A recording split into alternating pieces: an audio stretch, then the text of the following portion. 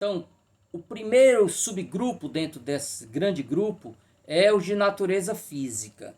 Eu chamo de intempérie, que são os cordéis que falam sobre acidentes da natureza, acontecimento, algo que a natureza gerou. Por exemplo, seca, enchente. Aí ele vai dividir em natureza física, em repercussão social, em cidade e vida urbana, crítica e sátira, elemento, e aí vai subdividindo. E finalmente o terceiro grupo, cantorias e pelejas, ele vai falar dos vários gêneros da cantoria. Muitos dos primeiros cordéis, gente, eram cordéis de peleja. O que é que vencia isso? É um cordel cujos personagens principais são dois cantadores. Você tem um disputando com o outro. Boa parte dessas cantorias não aconteceram de verdade, muito embora o autor jure que aconteceu. Eu vou dar um exemplo que ele é exemplar, desculpe, que é modelar, né? Vou dar um exemplo que ele é referencial dentro dessa discussão. Um dos cordéis mais famosos de peleja é a peleja do Cego Adeiraldo com o Zé Pretinho do Tucum. Cego Adeiraldo era cearense. Zé Pretinho do Tucum, como o nome está dizendo, era piauiense. Tucum, a localidade do Piauí. Primeira questão é saber se o Pretinho do Tucum realmente existiu. Há pesquisadores dos dois lados, um que asseguram que ele existiu, outros que dizem que ele não existiu. Eu estou olhando aqui para os meus livros para ver se eu vejo a obra Cantadores do Leonardo da Mota. Bom, mas voltando para cá. Primeira coisa é saber se ele existiu ou não. Segunda coisa, na biografia que o Cego Adeiraldo fez, né, ele não escreveu, ele ditou, né? Eu esqueci agora do organizador do livro que fez as entrevistas com ele. Então chama-se Eu Sou o Cego Adeiraldo. Ele jura que essa coisa aconteceu realmente. Foi na década de 10 ali, não sei se 1914, né, 1912, por aí, que ele teria ido até o Piauí e lá teve realmente essa peleja com o Pretinho do Tucum. Esse cordel é assinado pelo Firmino do Amaral, né? Firmino Teixeira do Amaral, que era piauiense, já faleceu.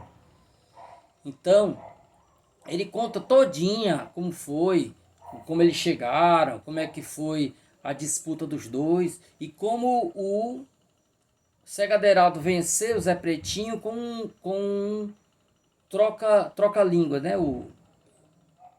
Com um embaraço, né, de palavras parecidas. Quem a paca cara compra, paca cara pagará. Quem a paca cara compra, paca cara pagará. E o pior que na estrofe seguinte ele vai invertendo. Quem compra cara a paca pagará, entendeu? Ele vai invertendo a ordem. E aí ele venceu. Então, provavelmente foi uma peleja inventada. Não aconteceu. Então, muitas das pelejas não aconteceram de verdade. Algumas que aconteceram ocorre um episódio engraçado. Às vezes, dois poetas versando sobre a mesma peleja, um deles dá vitória para um cantador e o outro dá vitória para o outro. Por quê? Mesmo tendo acontecido, você não consegue gravar. Na época não havia gravador. Você ouvia a cantiga, podia fazer anotações, mas não conseguia captar tudo. Então você, na verdade, reinventava a cantoria. Pegava alguns momentos chaves e aí reconstruía a cantoria. Muitas vezes ela não tinha um vencedor, né? Então, dependendo da simpatia que o poeta tinha por um ou por outro cantador, ele fazia este ou aquele ser o vencedor. Então, muitas cantorias, por exemplo, envolvem uma pessoa real e uma pessoa sobrenatural, né? A peleja de Riachão com o diabo, por exemplo, né? Então você tem um ser sobrenatural disputando com esse. Então, o último grupo grande, chamado cantoria e peleja. E ali dentro vocês têm as divisões. E aí ele termina o texto dele, pessoal, trazendo exemplos. Então, dentro dos temas tradicionais, romance e novelas, ele vai citar Batalha de Oliveiras com Ferrabras. É um cordel que se encaixa dentro do tema tradicional, modalidade romance e novela.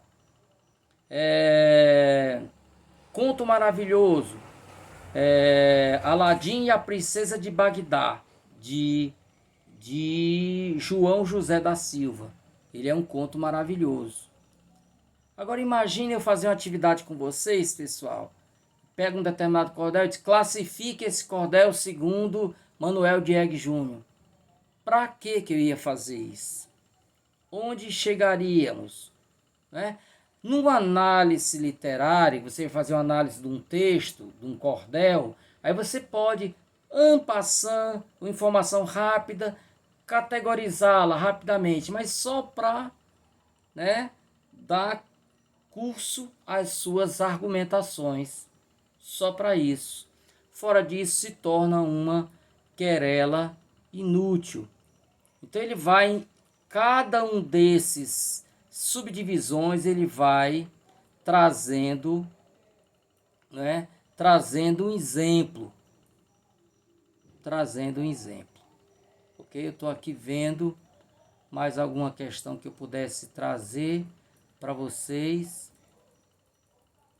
Então ele termina dizendo assim: desta maneira podemos, desde logo, evidenciar a existência no romanceiro e hoje na literatura de cordel de dois tipos fundamentais de temática: os temas tradicionais, vindo através do romanceiro, que envolve histórias como a do Carlos Magno, Joana d'Arc, etc., e os temas circunstanciais, no qual entram histórias como as que envolvem enchentes, cangaceiros famosos, crimes, né? Temos assim os temas tradicionais de um lado e de outro lado os fatos circunstanciais que aconteceram de verdade. Quando a literatura de cordel se transforma em jornal escrito e falado e em crônica ou fixação dos acontecimentos. E assim encerramos, gente, o texto número 3.